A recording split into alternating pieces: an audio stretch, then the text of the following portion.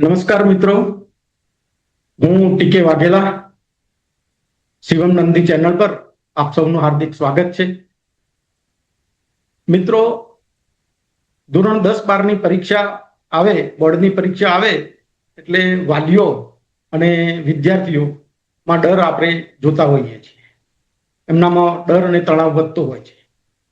મારું શું થશે? મારું બાળક ડિપ્રેશનમાં તો નથી, ટેન્શનમાં તો નથી? આવા સ્વાભાવિક પ્રશ્નો મનમાં ફરતા રહેતા હોય છે.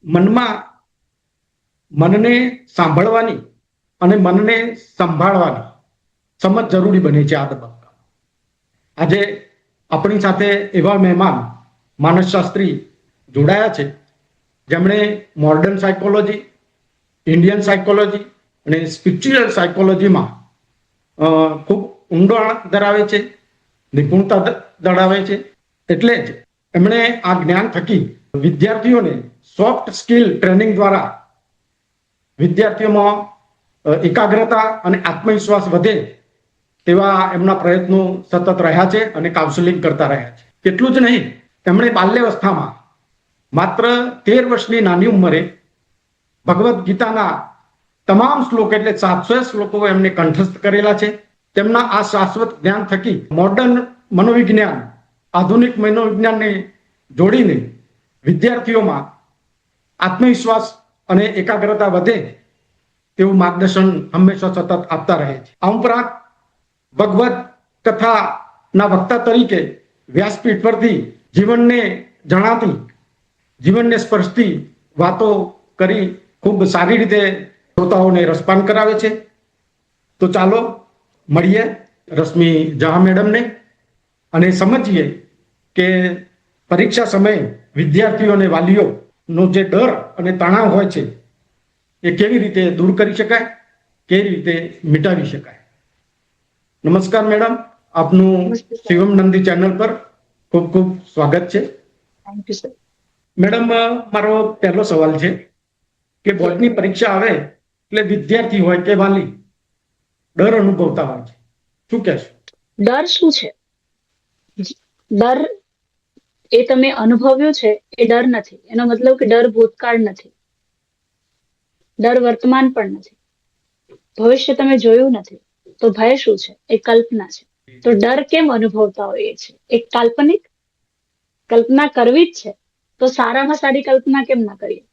તો મને લાગે છે કે ડર એ કલ્પના છે અને જ્યારે તમે એમાં ચાલો, એને પકડો એટલે તમને ખબર પડે કે હકીકતમાં એના જેવું છે કે અંધારામાં બાવો પકડી જશે, પછી ખબર પડી જાય છે રૂમમાં જઈએ ત્યારે ક્યારે એવું કઈ નથી હોતું, કોઈ બાવો આવતો નથી. So it's just like that. આપે કહ્યું કે આ ડર કલ્પનાથી છે, તો આ કલ્પના શિક્ષણ પદ્ધતિથી આવે છે કે સમાજથી? આ ડર ન તો શિક્ષણ પદ્ધતિથી આવે છે. સમાજ શું છે? કેટલા મોટા શું વસુધૈવ કુટુંબકમ જ્યારે બોલાય છે ત્યારે ખરેખર સમાજમાં આપણે વસુધા પર વસતા તમામનો સમાવેશ કરીએ છીએ? ના. એટલે આપણે જેનાથી આપણી જરૂરિયાતો જોડાયેલી છે એવા જ લોકો આપણી આસપાસ અને આપણી માટે અસર કરતા અને મહત્વના કે સારા કે નરસા બંને એ જ બનતા હોય છે, રાઈટ? તો ડર ન તો શિક્ષણ પદ્ધતિથી છે, ડર ન તો સમાજથી છે, ડર પોતાની અનસર્ટેન, અનફોકસ્ડ જીવનશૈલીને. આજકાલ વિદ્યાર્થીઓ માર્ક્સ એટલે જીવન આવા વિચાર સાથે ચાલતા હોય છે. આ વિચાર કેટલો ખતરનાક છે? શું કહેશો? આ વિચાર એટલો જ ખતરનાક છે જેટલું મા બાપને એવું લાગતું હોય છે કે છોકરાના લગ્ન થઈ જાય એટલે અમને શાંતિ.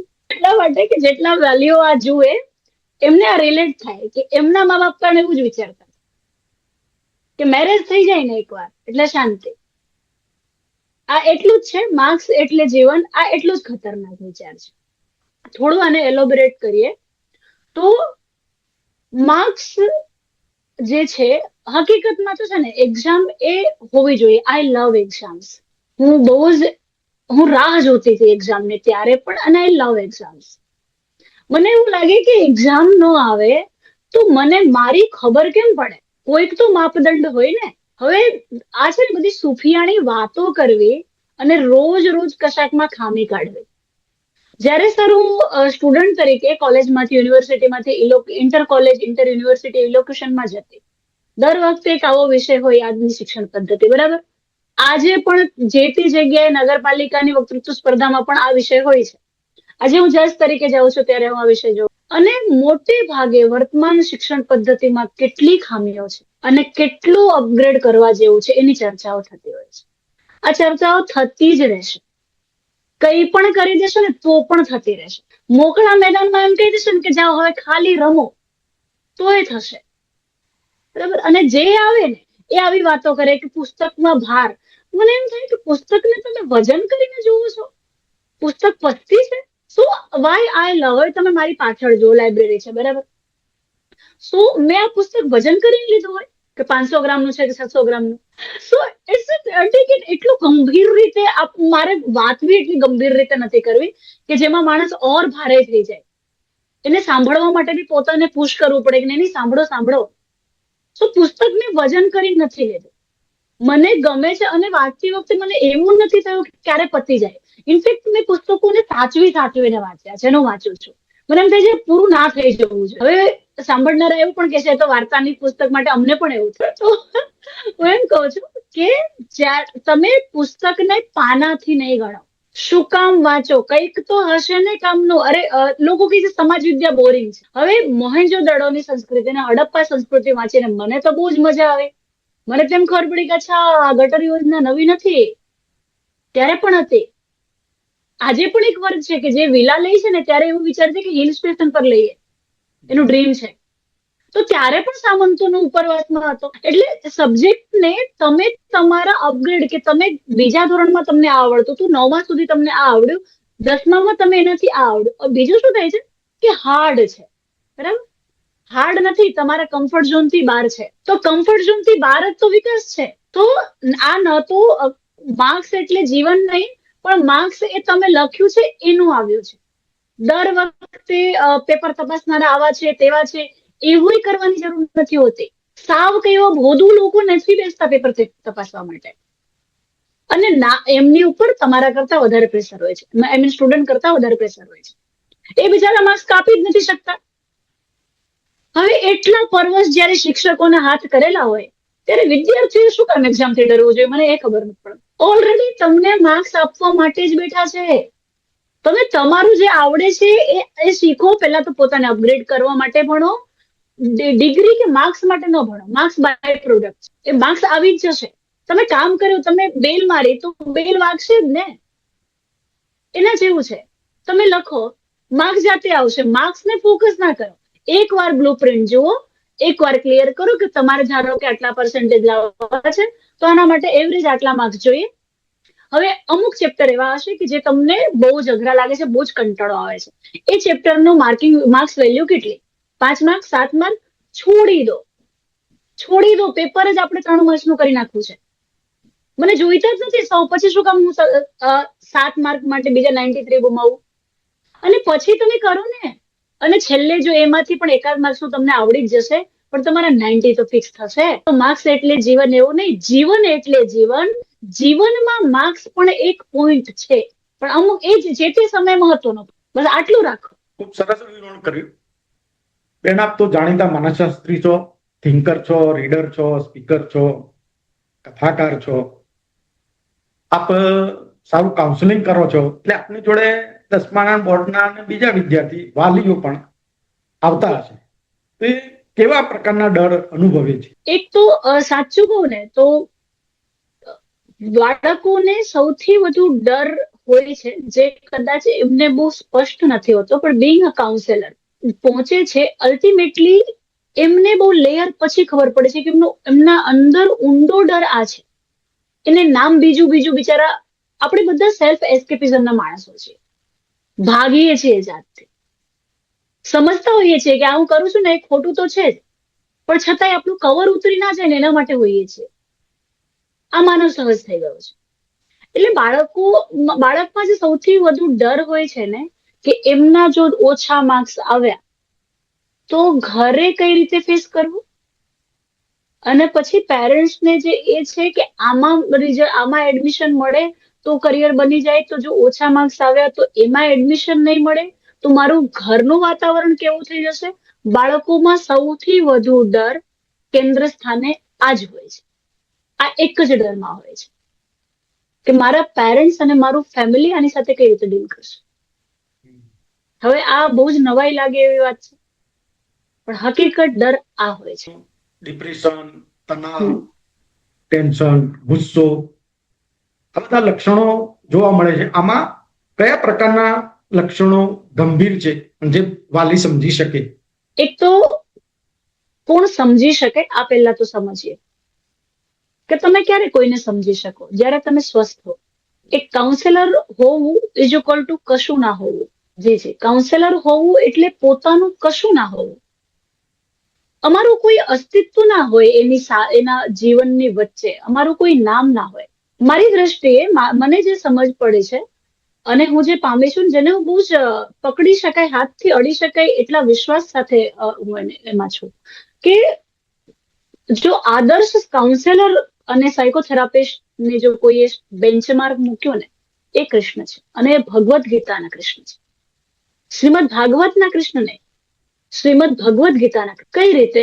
આને હું થોડું એલિબ્રેટ એટલે કરું છું કારણ કે જેવી રીતે તાવ આવે કે વધારે શરદી થાય કે માંદગી લાંબી ચાલે નોર્મલ કરતા, તો કોઈ એન્જિનિયર કે કોઈ વ્યક્તિ કે એ પદ્મશ્રી હોય તો એ ડોક્ટર પાસે જતા ખચકાતો નથી. એને એવું નથી થતું કે હું થોડી એને પૂછવા જાઉં, હવે એ કે મારા કરતા વધારે ભણેલો છે, મારા કરતા વધારે સમજ, એવો પ્રશ્ન એને નથી થતો. રાઈટ? અને એને ખબર છે કે જિંદગીભર મારે એની ઉપર ડિપેન્ડન્ટ નથી રહેવાનું. રાઈટ? તો એ મદદ લેતા, જાતના માટે સપોર્ટ માંગતા આપણે ખચકાતા નથી. એવી જ રીતે આ સમયમાં જ્યારે જરૂર લાગે તો એક યોગ્ય કાઉન્સેલર પાસે પ્રોફેશનલ સપોર્ટ લેતા આપણે ન ખચકાઈએ, એના માટે હું આ 2-3 મિનિટની ઘટના ભગવદ્ ગીતાના સંદર્ભમાં વાત કરું છું. સો મારી દ્રષ્ટિએ બિંગ કાઉન્સેલર, જો મારી સામે કોઈ હોય અને બહુ જ લોજિકલી, કોઈ કથા કલ્પના કે વાર્તાની રીતે નહીં, મેં કીધું એમ કે અડી શકાય ને એટલું સાચું, એટલું નક્કર, તો એ શ્રીમદ ભગવદ્ ગીતાના કૃષ્ણ છે કે જે હોય છે ડ્રાઈવર તરીકે. સારી ભાષા લઈ લો તો સારથે, પણ હું એને લેમેનની લેંગ્વેજમાં જ રાખું છું કારણ કે કૃષ્ણે જ આ કીધું છે કે સમજાય એ જરૂરી છે. હું મારા માટે નથી કરતો, મારે પોતે ઇમ્પ્રેસ નથી કરવો. એટલે કાઉન્સેલરે કશું પણ ઇમ્પ્રેસ કરવાનું કશું હોતું જ નથી. આ કેપ એને ઉતારી જ દેવાની હોય છે બધી જ. તો એ ત્યાં છે અને એમાંથી કૃષ્ણ, મહાભારતમાં આખામાં કૃષ્ણે કોનું વધ કર્યું? કોઈનું નહીં. કૃષ્ણને શું મળવાનું હતું? કયા રાજ સિંહાસનથી શું લેવા દેવા હતા? કોઈ નહીં. દુનિયાભરના તો બ્લેમ મળ્યા છે કૃષ્ણને, ઇન્ક્લુડિંગ એમના પોતાના. દ્રૌપદીને પણ ગુસ્સો આવ્યો તો કોની ઉપર આવ્યો? કૃષ્ણ ઉપર. યુધિષ્ઠિરનો વિલાપ કોની સામે હતો? કૃષ્ણ સામે. ભીષ્મે પૂછ્યું, કોને પૂછ્યું? કૃષ્ણને પૂછ્યું. ગાંધારીએ શ્રાપ કોને આપ્યો? કૃષ્ણને આપ્યો. આ બધું કૃષ્ણ જાણતા, એમના માટે તૈયાર જ હતા. એ તૈયાર ના હોય તો કોઈ માણસ આટલું સ્વસ્થ રીતે શ્રાપ આપતા ગાંધારીને સાંત્વના આપવા સુધી ના જાય. દ્રૌપદીનો એ પ્રશ્નને આટલું બધું આદરપૂર્વક ના સ્વીકારે કોઈ બીજું. એ જ સ્વીકારી શકે જેને આ સ્ક્રિપ્ટ ખબર છે. આમ કૃષ્ણ ક્યાંય નથી, પણ છતાં કૃષ્ણ વિના આ શક્ય નથી. હું ખાલી મહાભારત, ભગવદ્ ગીતાના 18 અધ્યાયોના મહાભારતની જ વાત કરું છું. હું સમગ્ર કૃષ્ણને તો પકડવા જ, મતલબ કઈ રીતે તમે પકડી શકો અને અનુભવી શકો તો પછી તમે વ્યક્ત ના કરી શકો. કે કોઈનો શેર છે કે અનુભવની વાતો પૂછે છે, વાણીમાં અનુભવ નહીં આવે, હું એમ તો મારા અનુભવમાં ઈશ્વરને લાવી જાણું છું. સો આ જે કાઉન્સેલર છે ને, એ જે તે સમય સંજોગોની જરૂરિયાત શું છે એ પ્રમાણે પોતાને પ્રસ્તુત, અને એ જ એને કરવાનું છે. એનું સિલેબસ ના હોય, દરેકને કાગળ આપીને ટીક કરાવીએ. મોડર્ન સાયકોલોજી બહુ જ મર્યાદિત છે સાહેબ, બહુ જ મર્યાદિત છે. બહુ જ સુપરફિશિયલ લેવલ જેવું છે કે સ્કિન પર મોઇશ્ચરાઇઝર લગાડવા જેવું છે. એ સિમ્ટમ્સને કવર કરે છે, પણ સ્પિરિચ્યુઅલ સાયકોલોજી, ઇન્ડિયન સાયકોલોજી એ રૂટથી સાફ કરે છે. સો નાઉ બેક ટુ યોર ક્વેશ્ચન કે બાળકમાં કેવા લક્ષણો હોય તો એને ગંભીરતાથી લેવા જોઈએ. આના માટે અગેન કે પહેલા તો સમજી એ શકશે કે જે જોવા માટે તૈયાર છે, જે પોતે ફિક્સ કરીને જાય છે કે મારે આ કહેવાનું છે, એ કઈ રીતે ન્યુટ્રલ હશે? તો મા બાપે છે ને, એક તો દર વખતે મા બાપનું કેપ પહેરી રાખવાની જરૂર નથી. આપણે જન્મ્યા ત્યારથી મા બાપ નહોતા, તો it's a part of journey. એક સ્વતંત્ર જીવ અસ્તિત્વમાં છે, એના અનેક જન્મોના સંસ્કાર સંસ્કારો સાથે. સંસ્કાર એટલે ખાલી તમે શીખવાડો એ સંસ્કાર નહીં, અનેક જન્મોના સંસ્કારો સાથે ચાલી રહ્યું છે. વાતાવરણમાંથી શું રિસીવ કરવું એ જાતે શીખી રહ્યો છે. તમે કોઈ મા બાપે આજ દિન સુધી આઈ ડોન્ટ થિંક કે કોઈ પણ મા બાપે એવું કીધું હશે કે બેટા આજે બે સાથે હું તને છે ને થોડા અપશબ્દો શીખવાડું, એટલે ગાળ શીખવાડું સીધી રીતે, અને એના છે ને આ સમયે આ ઉચ્ચારો સાથે બોલવું. કોઈ આ નથી શીખવાડતું, છતાં બધાએ શીખી લીધું છે. કોઈ એવું નથી કીધું કે મેગીનો સ્વાદ વધારે સારો કે ભાખરીનો સ્વાદ વધારે સારો, છતાંય મેગી પોતાની જગ્યા લઈ આવી છે. સો માય ડિયર પેરેન્ટ્સ, તમે માત્ર તમે આખી દુનિયા કે કોઈ બાળકના કે કોઈ વ્યક્તિના, આજે બાળક છે કાલે વ્યક્તિ થશે, તો એના સમગ્ર અસ્તિત્વની જવાબદારી તમારા માથે નથી. જે કુદરત, જે સૂરજ તારા તમારા માટે છે એના માટે પણ છે. તો તમે એટલા લોડેડ ના રહો. પહેલા તો એ જેના માટે જન્મ્યો છે એ ગતિએ શોધી લેશે. પહેલા તો આટલું રાખશો એટલે તમે થોડા રિલીફ રહેશો. હવે તમને દેખાશે કે એકચ્યુઅલમાં એ કરે છે શું. તો એવા લક્ષણો કે જ્યારે બાળક વારંવાર તમે ભણવા બેસાડો ત્યારે બેસે, પછી તમને ખબર હોય કે તમે જાઓ ને એટલે ટીવી ચાલુ કરી લેશે. આ પણ એક લક્ષણ છે. કોમન છે એટલે નોર્મલ છે એવું નથી. આ સમજવા જેવું છે. કોમન છે 10 માંથી 9 ને થાય છે એટલે નોર્મલ નથી થઈ જતું. છે તો એબનોર્મલ જ, પણ કોમન છે. પછી કે જ્યારે એનું અચાનક દરેક વાતમાં ચીડાઈ જવું, જેમાં પેરેન્ટ્સને લાગે છે કે આજકાલ બહુ સામું બોલે. મેડમ અમે એમને સારું જ કહીએ પણ ભડકી જ જાય, અને કાંઈ પણ કહીએ તો કે તને બધી ખબર પડે, ચોપડા પછાડી દે છે. અને પછી એવું કહીએ તો કે તું નથી જમવું, અને પૂછે એટલે ખરેખર ના જમે, ના નથી જમતો. પછી શું કરો? એટલે અમુક પેરેન્ટ્સ કે કઈ નહીં, પછી 10 રૂપિયા આપી દીધેલા હોય એ લઈને બહાર જતો રહે. ઓકે, આ લક્ષણો કોમન છે. અગેન આઈ એમ ટેલિંગ, તમે સોસાયટીના ઓટલે બેસશો તો તમને 10 માંથી 10 ઘર કે 9 ઘર 8 ઘર તો તમને કહેશે કે છોકરા આવું જ કરતા થઈ ગયા છે. પણ અથવા તો કદાચ નહીં કે મારું નથી ખુલ્લું પાડવું, પણ આ નોર્મલ નથી.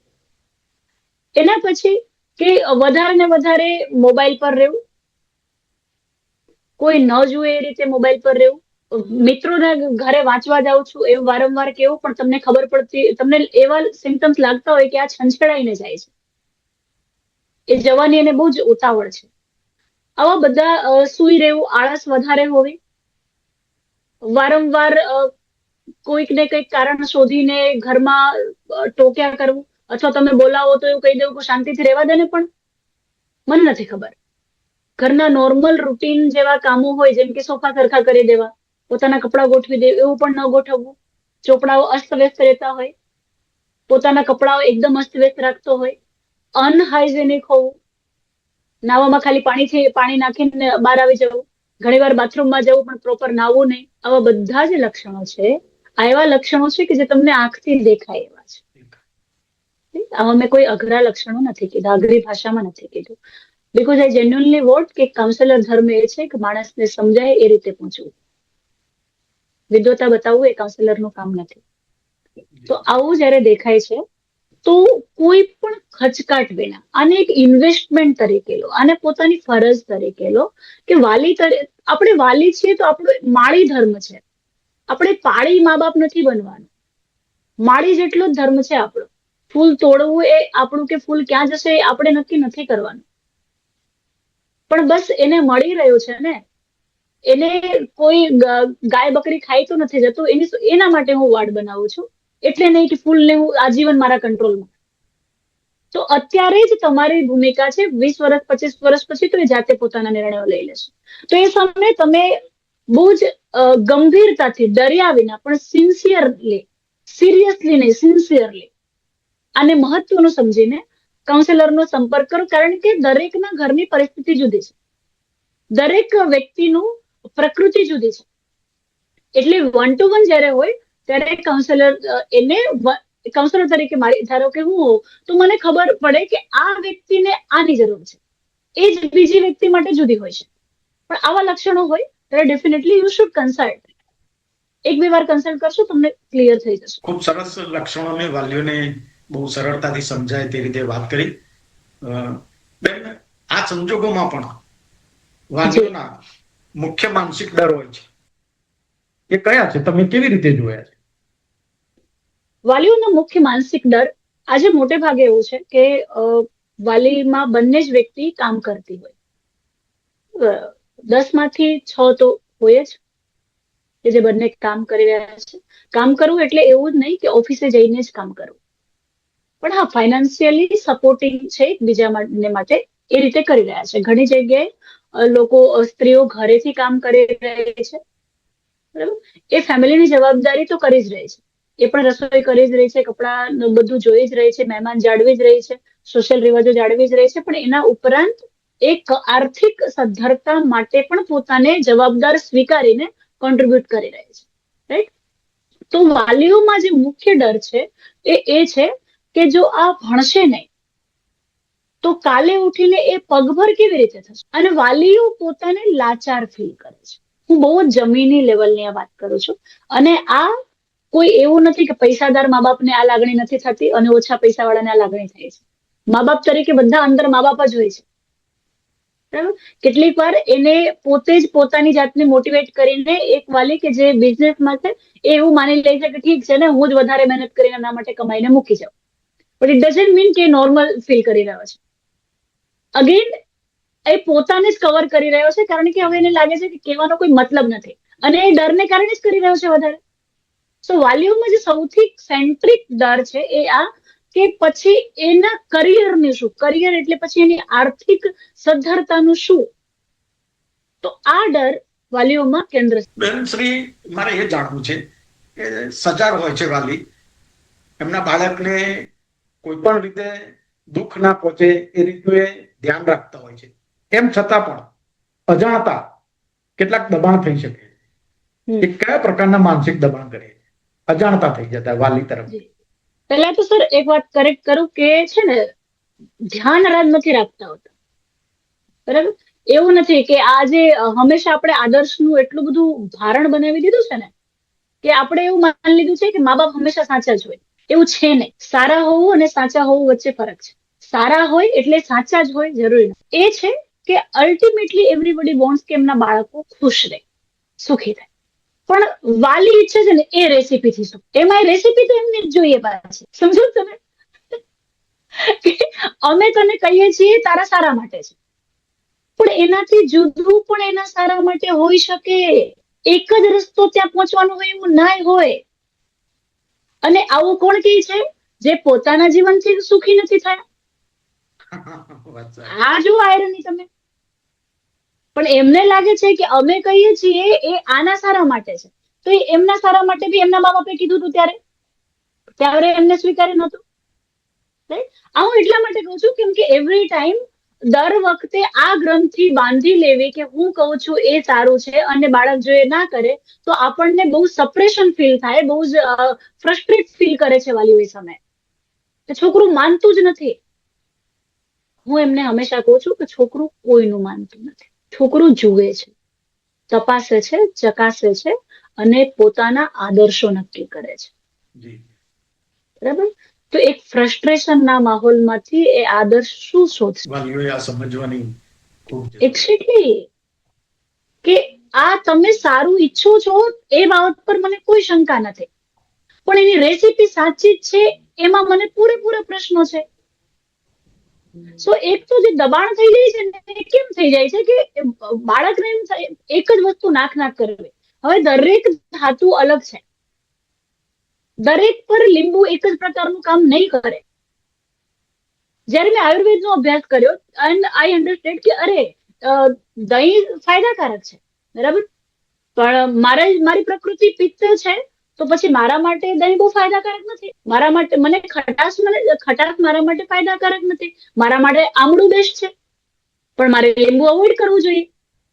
હવે મને સલાડ પર બહુ ભાવે છે, પણ મને ખબર પડે કે મારા માટે સારું નથી. એ જ વસ્તુ કફ પ્રકૃતિ વાળા માટે બહુ સારું છે, બરાબર, તો મારા બાળક માટે બહુ સારું છે, તો હું નથી ખાતી પણ એને ખાવા દઉં છું, બરાબર. હવે કોઈ બહારથી આવે કે જેને નથી ખબર અથવા મારા જ મમ્મી હોય, ઓબ્વિયસલી મારા કરતા મારા બાળકનું વધારે સારું ચાહતા હોય, પણ એમને એવું કે પણ તું ખાને, તારા માટે જ મીઠાઈ બનાવે છે. હવે પેલા ટેણિયાએ આયુર્વેદનું પુસ્તક વાંચી લીધું છે, એટલે એ એવું કહે કે નહીં મારી કફ પ્રકૃતિ છે, મારા માટે મીઠાઈ ના ખવાય. જી જી હવે એમાં શું થઈ રહ્યું છે, મારા માટે સારું છે.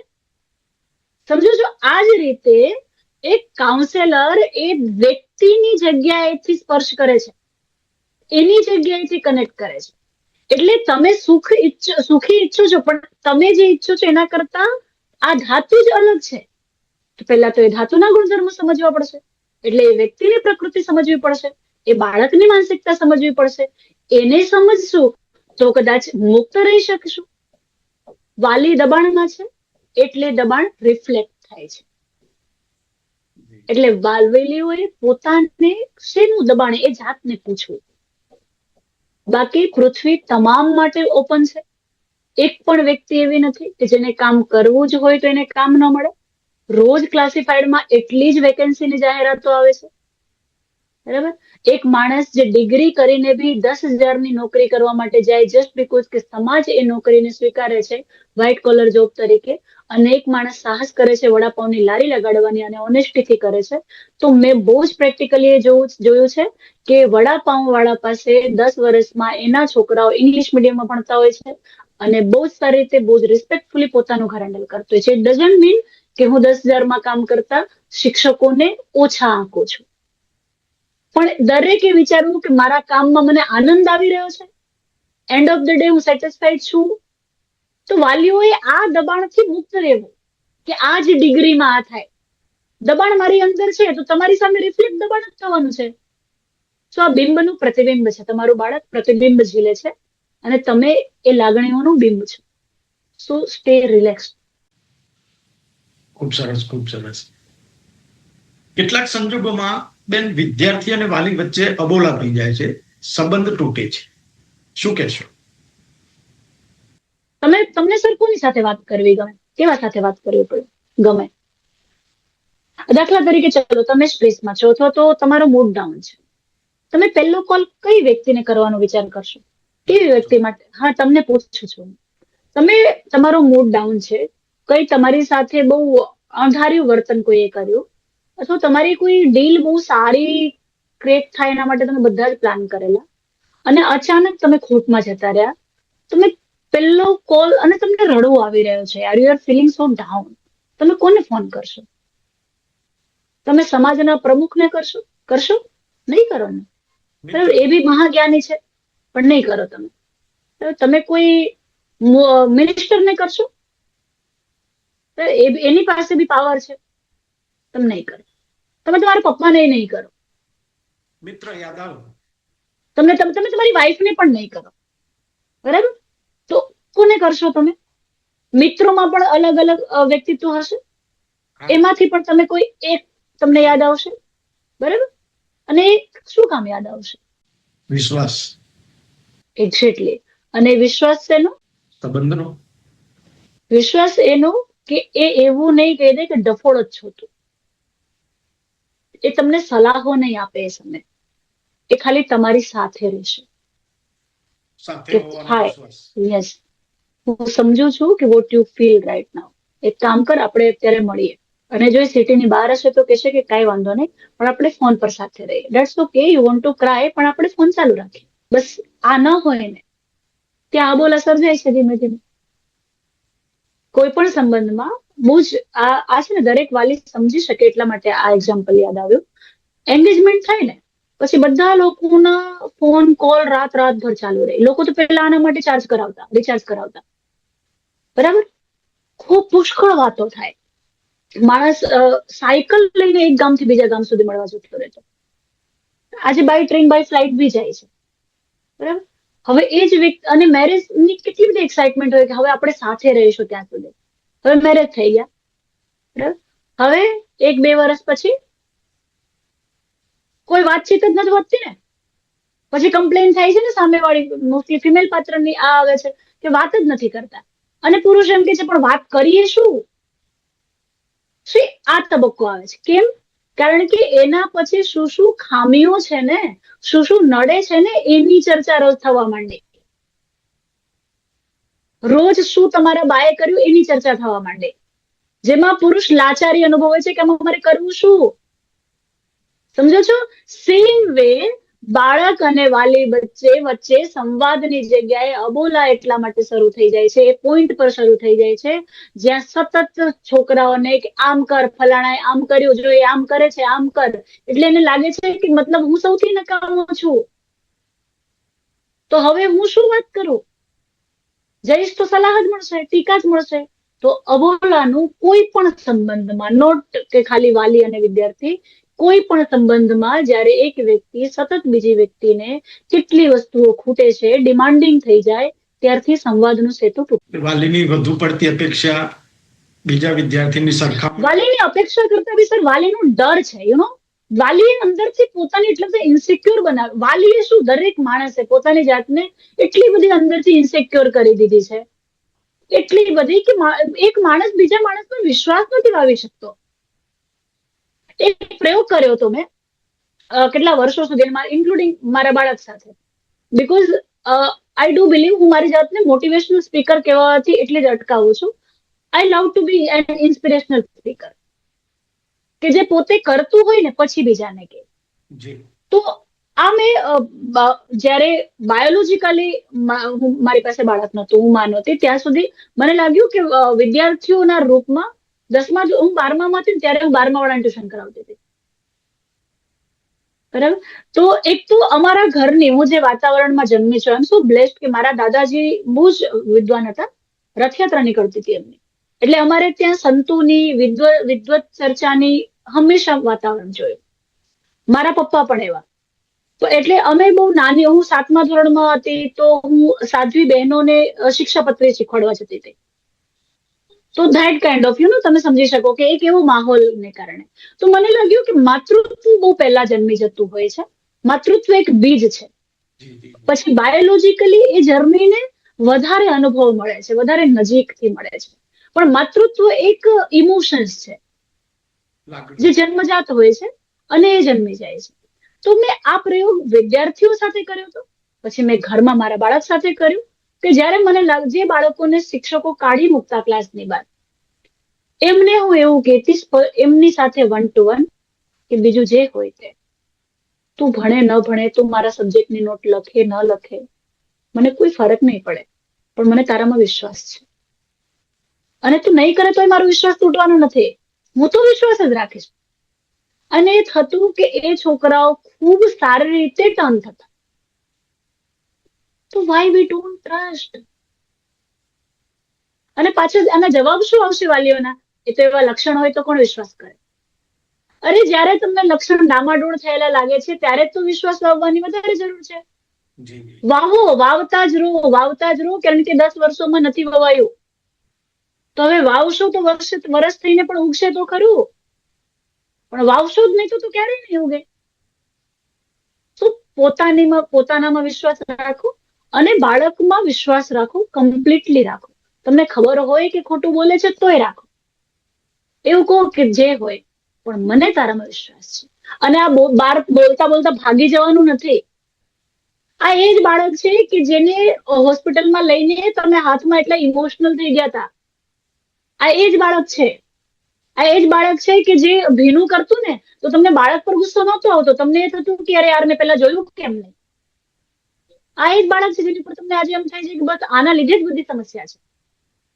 તો પ્લીઝ આ જે વચ્ચે આવરણ આવ્યું છે, ધૂળ આવી છે, એને ખસેડો, અને એકવાર એના બંને ગાલને પોતાની હથેળીમાં લઈને એની આંખોમાં આંખ નાખીને એકાંતમાં એને કહો કે મને તારામાં વિશ્વાસ છે, એન્ડ ઇટ વિલ વર્ક.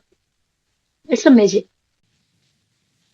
એટલે વાલીએ બાલ્યાવસ્થામાં જે પ્રેમ આપ્યો છે એ જ પ્રેમ આપવો જ જોઈએ. યસ, એ જ યાદ રાખો. મને તો બહુ મજા આવે છે જ્યારે લોકો એવું કહે ને કે બાળક ઈશ્વરનું રૂપ છે. હા, તો વ્યાસપીઠ પરથી બી આ વાત કરું છું, અત્યારે બી તમને કહું છું. તો પછી મને એમ થાય કે ઓકે, તો એ જન્મ્યો ત્યારે તમારી કોઈ અસર નહોતી, બરાબર, તમે કઈ હજી શીખવાડ્યું નહોતું, એટલે એ ભગવાનનું સ્વરૂપ હતું. હવે તમે લોકો એની ઉપર શીખવાડ્યું કર્યું તો હવે શું થઈ ગયું? એ શૈતાનનું સ્વરૂપ થઈ ગયું. તો એ બાળક ઈશ્વરના સ્વરૂપમાંથી શૈતાન કોણ બનાવી ગયું એને? તો મતલબ એ જ બાળક છે, તમે એ જ મા બાપ છો. અગેન એ જ પોઈન્ટ પર કનેક્ટ થાઓ તો રિલીફ રહે છે.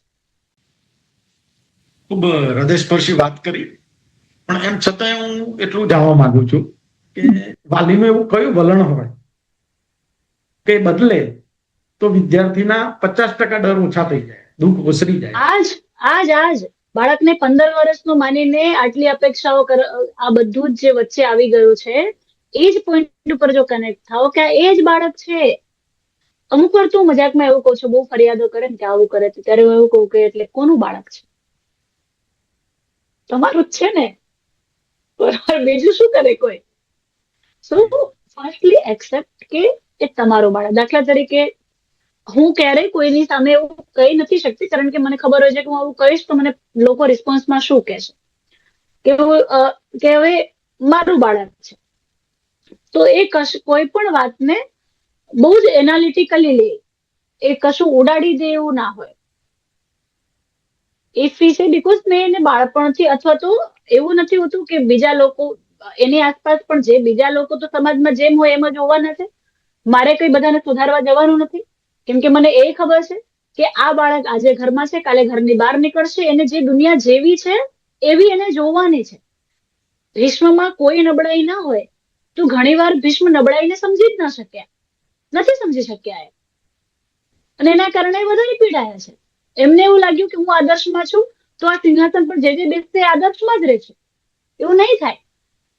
તો એ તમે મારી પ્રતિજ્ઞા બદલવી, મોડિફાઈ કરવી, કે પછી મારે એકલાએ જડ રહેવું, તો હું જ જડ રહીશ. હું જડ રહીશ તો હું ધર્મ સાથે પ્રવાહિત નહીં થઈશ, બરાબર? તો જડતા અને ધર્મ, કૃષ્ણનો ધર્મ અને ભીષ્મનો ધર્મ, આ બે જો સમજાય તો ખબર પડે કે મારી ધારણા, દુઃખ શું છે. મનસ્ય પ્રતિકૂળ વિધીયતે ઇતિ દુઃખમ. મારા મન જેવું નથી થતું તો હું દુઃખી, અને મારા મન જેવું એ ન કરે તો મતલબ એને મારા માટે આદર નથી. આ તો ગજબ વલણ છે કે છોકરાઓ આપણી વેલ્યુ નથી કરતા, એટલે હું કહું એમ કરે તો જ વેલ્યુ. એટલી બધી આપણે વેલ્યુ નાનું કેમ રાખવું કે આટલામાં તૂટી જાય? સો અગેન, બાળક છે, સ્વતંત્ર છે, મારા નિમિત્તે આવ્યું છે, મારામાંથી જ આવ્યું છે એવું નથી. તો પછી જેના માટે આવ્યું છે એ એનું ગંતવ્ય છે ને, અને હું કુદરત નથી. તો સ્ટે રિલેક્સ. તમે એમને કીધું, યોગ્ય રીતે કીધું, ઓકે, હવે થોડો ટાઈમ આપો, બાળકને પણ પ્રોસેસ કરવા દો. એક વાર તમે એક વાક્ય કીધું, હજી એ પ્રોસેસ શરૂ કરે એના પહેલા 2 મિનિટ પછી પાછું તમે કીધું, તો પ્રોસેસ જ નથી થતી. સો અગેન, બીંગ અ પેરેન્ટ, તમારું આ એક ધર્મ છે, પણ એના મોહમાં ન પડી જાઓ. થોડા ડિસ્ટન્સ થી જુઓ, એટલે બહુ જ સરળ રીતે બધું જ એની જગ્યાએ ગોઠવાશે. બેન, આપણે વિદ્યાર્થી માટે, વાલી માટે ને શિક્ષકો માટે 3 સરળ સૂત્રો આપવાના જણાવવામાં આવ્યું, આપ શું કહેશો? વિદ્યાર્થીઓને હું એ કહીશ કે મોટિવેશન એટલે એવું નહીં કે આપણે કઈ ભણીએ નહીં, આપણે મહેનત ન કરીએ અને આપણે સ્વીકાર લઈએ કે હા યાર કરી જ લેશું, માર્ક્સ કઈ મહત્વનું નથી, એક્ઝામ તો ઠીક છે આવ્યા કરે. પછી એક બીજું મોટું મોટિવેશન આવે છે કે એક્ઝામના માર્ક્સ જે છે, કે તમારું જે રિઝલ્ટ છે એ તમારા સાચા માર્ક્સ છે એવું નથી. આ બધું છે ને કાયર લોકો માટે છે, બરાબર? તો આ બધા વેવલા વેળામાં પડવું નહીં. વેરી સ્ટ્રેટ, કે એક્ઝામ થી તમે પોતાને ચેક કરો અને તમારી વેલ્યુએશન કાઢે જ છે. શું કામ એક્ઝામની વેલ્યુ ના હોય જ. You should be excited enough, you should be confident enough. જુઓ, તમારા માટે કરી રહ્યા છે. અને એક બીજું કે મા બાપ, આ પણ વિદ્યાર્થીઓ માટે જ કહું છું કે મા બાપ એ જે કરી રહ્યા છે એનો લોડ લેવાની જરૂર નહીં. હું કહું છું કે તમે જે ભણી રહ્યા છો ને, મા બાપ તમારા માટે ફી રોકી રહ્યા છે, એને એક ઇન્વેસ્ટમેન્ટ તરીકે લો. તમે કમાઓ, પછી એમને એમના રિવોર્ડ આપો. બધું ગ્રાન્ટેડ લેવાની જરૂર નથી.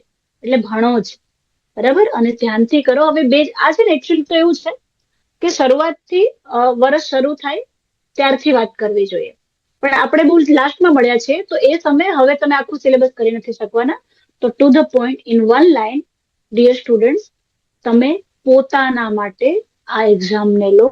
It's your time and you be your best. Simple. વાલી માટે? વાલી માટે, તમારા બાળકના માટે તમામ કામ માટે તમે જવાબદાર છો એવું નથી, આજે પણ અને ભવિષ્યમાં પણ. એ સારું રિઝલ્ટ લાવ્યું તો એ બધું જ તમારા કારણે સારું થયું છે એવું પણ માનવાની જરૂર નથી. અને ધારો કે નબળું લાવ્યું, તમારે નબળું શું હોય છે આપણી ધારણાથી નબળું જુદું, તો એના માટે તમે ફેલ થઈ ગયા છો, તમારે ગિલ્ટમાં આવવાની જરૂર નથી. કદાચ એના માટે કોઈ જુદી દિશા હશે, આ ફેલિયર એને કદાચ કોઈ નવી શીખ આપશે. તો સ્ટે કામ, જરૂર પડે એવા સમય તો પોતાના માટે ડેફિનેટલી કાઉન્સેલરનો સપોર્ટ લો અને પોતાને રિલીફ રાખો. And for the teachers, right, શિક્ષકોએ મને લાગે છે કે હંમેશા છે ને શિક્ષકોએ સમજવાની કોશિશમાં જવું, સમજાવવા કરતા સમજવાની કોશિશમાં જવું. 10મા ધોરણની શું વેલ્યુ છે, યા 12માની શું વેલ્યુ છે, છોકરાઓને કંટાળો આવે છે સાંભળવા.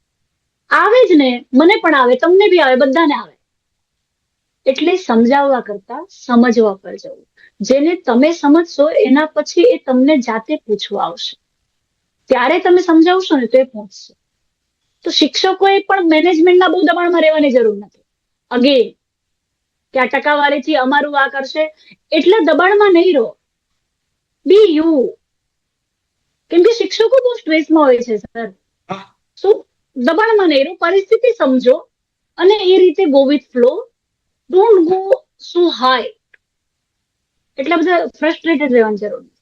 એક વાત તો મારે મેનેજમેન્ટને પણ કહેવી છે સર, જો આ ચેનલથી મેનેજમેન્ટ જોતી હોય તો મારે મેનેજમેન્ટને એ વાત કરવી છે કે શાળાનું જે રિઝલ્ટ છે, એટલે વિદ્યાર્થીઓનું જે રિઝલ્ટ છે, એનાથી શિક્ષકોની લાયકાત કેવી રીતે નક્કી કરી દેવામાં આવે, એમની નિષ્ઠા કેવી રીતે નક્કી કરી દેવામાં આવે? આવું તો કોઈ સફાઈ માટે નથી કરતું હોતું. અને પછી આ જ મેનેજમેન્ટ જયારે ગુરુ પૂર્ણિમા આવે, ટીચર્સ ડે આવે, ત્યારે શિક્ષકો જગતમાં કેવા આદર્શ છે એની વાતો કરે. આટલું હિપોક્રેસી કેમ? કૃત્રિમતા વધી. હા, ખાલી એ જ દિવસ પૂરતું. મારે તો પ્રશ્ન એ હોય સર, જો આ હિપોક્રેસી કેટલી મોટી છે, આ લાસ્ટ વાત તો હું ખરેખર ઈચ્છું છું કે દરેક શાળાના સંચાલક મંડળો આ વાતને બહુ જ ધ્યાનથી લે.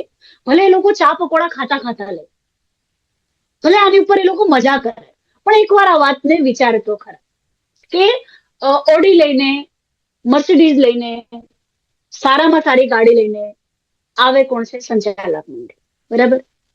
શિક્ષકો જેમાંથી એમનું પાર્ટનર જો ફોર વ્હીલ ગવર્મેન્ટ જોબમાં છે, હું પ્રાઇવેટ સ્કૂલની વાત કરું તો એ ફોર વ્હીલ લાવી શકે છે, કારણ કે એમાંની એકનું પલડું જો ભારે છે, બરાબર. લે છે તો પણ ઈએમઆઈ થી લે છે, બરાબર. મોટા ભાગે ટુ વ્હીલર પર આવે છે. પેટ્રોલનો ભાવ વધે છે, એ પણ એને 2 દિવસ તો અસર કરે છે, બરાબર. તો એ દિવસે શિક્ષકો છે તો સંસ્થા છે તો સમાજ છે, એકદમ ગુરુની કક્ષાએ, બરાબર. તો મને એમ થાય કે જો એટલા જ આદર્શ વાળા છે તો એ ફોર વ્હીલમાં ફરવા જોઈએ ને, બરાબર. તો આવી હિપોક્રેસી વાલીઓએ પણ કરવાની જરૂર નથી, અને સંચાલક મંડળે એનાથી શિક્ષકો ન માપવા અને એનાથી શિક્ષકોની નિષ્ઠા ચકાસવાનું કામ મશીન ના બનવું. એટલે શિક્ષકો દબાણમાં ના રહે, આનંદથી કરે અને પોતાની પ્રામાણિકતાથી કામ કરે. કોઈને બતાવવા માટે શું કરવાનું? કોઈને બતાવવા માટે જ્યારે પણ કરીએ ને, કોઈ પણ માણસ કોઈને બતાવવા માટે કરે તો એ દબાણમાં જ હોય. પણ મને મોજ પડે છે આ વાત કરવી હતી મારે, કેમ કે તમે એવું કીધું કે વિદ્યાર્થીઓ માટે છે, તો મને થયું કે વિદ્યાર્થી સુધી પહોંચવું આઈ લવ ટુ ડુ. અને મને એમ થયું કે હું નહીં પહોંચીશ ને તો તમે કોઈ બીજા સાથે તો કરશો જ. તો મને થયું કે નહીં, એના કરતા હું જ કેમ ના કરું? મને તો ખબર છે કે હું એમની સાથે આદર્શના ગપ્પા નહીં મારું. So it's my duty and I love to do.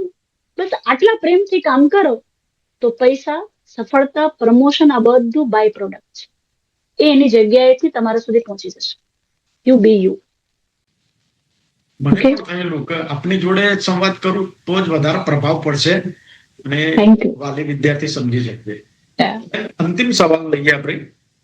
આ આપણી ચર્ચા, સંવાદ સાંભળી રહેલા વિદ્યાર્થી અને ચિંતિત વાલીઓ માટે આપનો હૃદયસ્પર્શી સંદેશ શું હશે? આપણે બધાની પોતાની એક જર્ની છે. દરેક ફૂલની પોતાની સુગંધ છે. કોઈ બીજું શું કહે છે એ એની જગ્યાએથી કહે છે. અને આખી દુનિયા છે ને એક ફિલ્મની જેમ ચાલે છે. આજે કોઈ તમારા વિશે વાત કરે છે તો એ વ્યક્તિ કાલે કોઈ બીજા વિશે પણ વાત કરશે. એટલે એટલું બધું કોઈ પણ ના પ્રભાવ અને અભાવમાં ગ્રસ્ત ના થવું. કશાના પણ. દરેક માણસને સ્ટાન્ડર્ડને મેચ કરવા માટે કે એમની અપેક્ષાઓ, મારા દાદા, મારા મામાના છોકરાઓ આ ભણે છે કે ત્યાં એ પહોંચ્યા છે, એનાથી બહુ વેરી સિમ્પલી કે એક જ મેદાનમાં તાડનું ઝાડ પણ છે, નાળિયેરી પણ છે અને ઘાસ પણ ઉગ્યા છે. ઘાસ પણ એટલા જ ખુશ છે, એટલા જ ઝૂમે છે. એને ના તો નાળિયેરી એને લાત મારીને ખસેડે છે અને ન તો એને હોવાથી ઘાસ પોતે બળી મરે છે. So we all have our own space. Stay relax. કોઈ બીજું પ્રગતિ કરી રહ્યો છે તો એને પણ જોવું કે આ પણ તમારી જ સૃષ્ટિનું એક છે. આનંદિત થાઓ. એવું લાગે કે આ બહુ જ વધારે સલાહો અહીંયાથી મળે છે તો થોડું કોમ્યુનિકેશન ઓછું કરી દો. સંબંધ ગુમાવવાનો ડર ન રાખો. સંબંધ નહીં, વ્યવહાર હોય છે. આ તો બધા વ્યવહાર ઓછા થઈ જાય, મારા છોકરાને લગ્નમાં કોઈ નહીં આવે, આની ચિંતાથી પ્લીઝ કઈ ન કરતા. અને students, again I am telling you કે you have a lovely brain. તમે તમારા માટે એક્ઝામ આપો યાર, તમે તમારા માટે ભણો. કોઈ તમારામાં યુ આર લકી ઇનફ કે કોઈ તમારા ભણવા માટે ચિંતા કરી રહ્યો છે, કોઈ તમારા સારા માટે તમને ખીજવાઈ રહ્યો છે, કોઈ તમારા સારા માટે રાત્રે જાગીને રસોઈ કરી રહ્યો છે. You are lucky enough. So please value it and be your best. And for the teachers, with due all kind of respect, કોઈ પણ લોડેડ, કશાથી લોડેડ થઈને ક્લાસમાં ના છે. તમે જે છો, તમે જે વિષય લીધો છે એ વિષયને તમે ન્યાય આપે છો. પોતાની જાતને ચકાસીને કરો. કોઈ તમને જજ કરી લે એવું કશું નથી હોતું. જરૂર જરૂર. આજના સંવાદનો સારાંશ જોઈએ તો પરીક્ષા જીવનનો એક પડાવ છે, પણ માપદંડ નથી જીવનનો. It's a part of journey. It's a part of journey. It's not the destination. આના માટે જન્મ નથી લીધો, પણ જીવનમાં છીએ તો આ પણ છે. આનાથી આગળ વધીશું. અને હા, વિદ્યાર્થીની ક્ષમતા માર્કશીટથી ઘણી મોટી છે. વાલીઓ સમજે તો તમારો વિશ્વાસ અને તમારો સહારો બાળકની મોટી તાકાત છે, ઉર્જા છે. આ આજની ચર્ચાનો સારાંશ આપે ખૂબ સારી રીતે આપે modern psychology, spiritual psychology, Indian psychology સાથે ડર સામે શાંતિ ને તણાવ સામે સંતુલન કેવી રીતે જાળવવું તેની ખૂબ ઊંડાણપૂર્વક, બહુ સરળ રીતે અમારા દર્શકોને સમજ આપી. ને જરૂર અમારા દર્શકોને, વિદ્યાર્થીઓને, વાલીઓને ઉપયોગી થશે. આપ અમારી શિવમ નંદી ચેનલ ઉપર મારા આમંત્રણને માન આપી આપ પધાર્યા, એનો અનહદ આનંદ છે. અંતર્મનથી ખૂબ ખૂબ આભાર. નમસ્કાર મિત્રો. આ પોડકાસ્ટ, આ સંવાદ આપના દિલ સુધી પહોંચ્યો હોય, એનો એક પણ વિચાર આપના હૃદયને સ્પર્શ્યો હોય તો સમજજો કે આપણે એક સાચી વાત કરી છે. એક યોગ્ય વ્યક્તિ, યોગ્ય મહેમાનને તમારી સમક્ષ રજૂ કર્યા છે. આ સંવાદને વિદ્યાર્થીઓ, વાલીઓ અને શિક્ષકો સુધી પહોંચાડજો. કારણ કે ડર ઘટે છે ત્યારે જ આત્મવિશ્વાસ વધે છે. માટે મનને શાંત રાખજો, વિચારને સકારાત્મક રાખજો અને વિશ્વાસને મજબૂત રીતે પકડી રાખજો. ફરી મળીશું નવા વિચાર સાથે, નવા વિષય સાથે, નવા મહેમાન સાથે. ત્યાં સુધી નમસ્કાર. નમસ્કાર. Thank you, sir.